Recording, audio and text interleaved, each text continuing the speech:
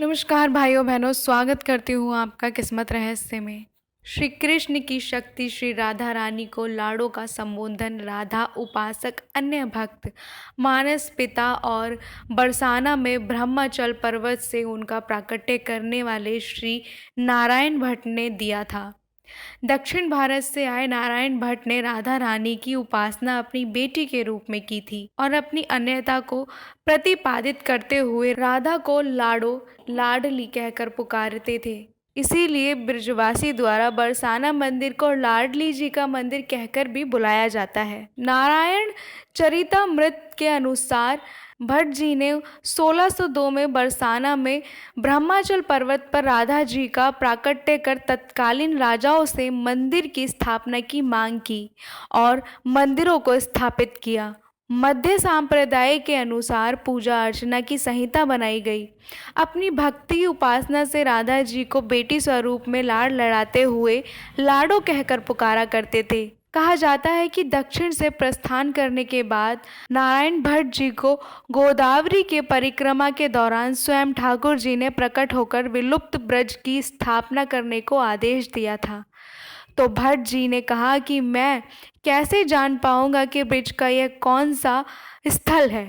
ठाकुर जी ने कहा कि मैं तुम्हारे साथ रहूंगा और इतना कहकर ठाकुर जी लाडलई के विग्रह के रूप में भट्ट जी के साथ ब्रज आने पर सबसे पहले भट्ट जी से 7 साल राधा कुंड साधना की ओर, उनके बाद बरसाना के निकट ऊंचा गांव को अपना स्थायी स्थान बनाया, जहां दाऊ जी का प्राकट्य कर मंदिर की स्थापना की।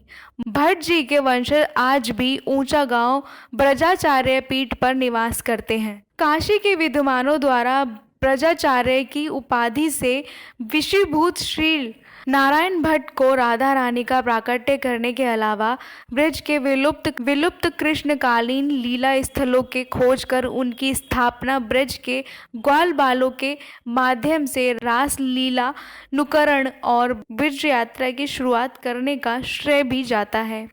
अफसोस की बात यह है कि ब्रज की राधा कृष्ण की संस्कृति का महत्व केंद्र उत्तर प्रदेश ब्रज तीर्थ विकास परिसर की नज़र से दूर बना हुआ है। विश्वास ही आस्था और धर्म का आधार है। ब्रजभूमि की महारानी राधा रानी गोवर्धन परिक्रमा के राधा कुंड में जल स्वरूप में विराजमान है। दुनिया भर की चिकित्सा से निराश दंपत्ति आंखों में सूनी गोद का दर्द और दिल में कुल दीपक की चाह समेत इस दरबार में अपना आंचल फैलाने को राधा कुंड में विश्वास के गोते लगाती हैं। मथुरा से 26 किलोमीटर दूर गिरिराज तलहटी के राधा कुंड का बड़ा धार्मिक महत्व बताया जाता है। धार्मिक मान्यताओं के अनुसार अहोई अष्टमी पर राधा कुंड में आधी रात को स्नान करने वाले दंपत्ति को संतान की प्राप्ति होती है। स्नान के उपरांत एक पसंदीदा फल छोड़ने का विधान भी बताया जाता है। पेठा फल का दान भी परंपरा में शामिल है। संतान प्राप्ति का विश्वास निसंतान दंपत्ति को 7 समंदर पार से खींच लाता है।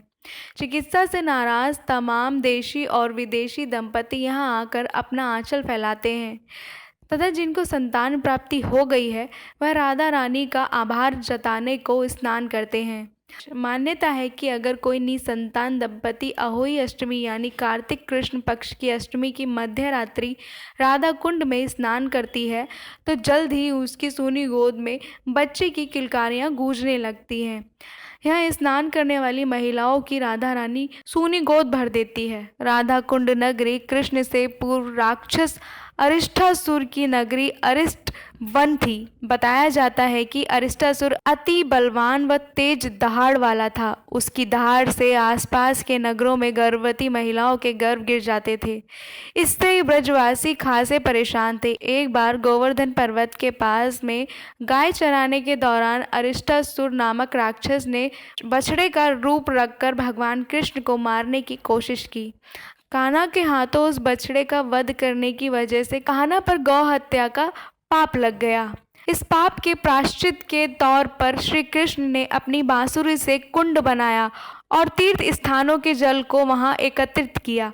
इस तरह राधा रानी ने भी अपने कंगन की सहायता से कुंड खोदा, वहां भी तीर्थ स्थान के जल एकत्र किए। जब दोनों कुंड तीर्थ स्थानों के जल से भर गए तब कृष्ण और राधा ने रास किया। राधा से प्रसन्न होकर श्री कृष्ण ने उन्हें वरदान दिया कि जो भी निसंतान दंपति अहोई अष्टमी की रात यहाँ स्नान करेगी उसे साल भर के भीतर ही संतान की प्राप्ति होगी। इसका उल्लेख ब्रह्म पुराण व गर्ग संहिता के गिरिराज खंड में मिलता है।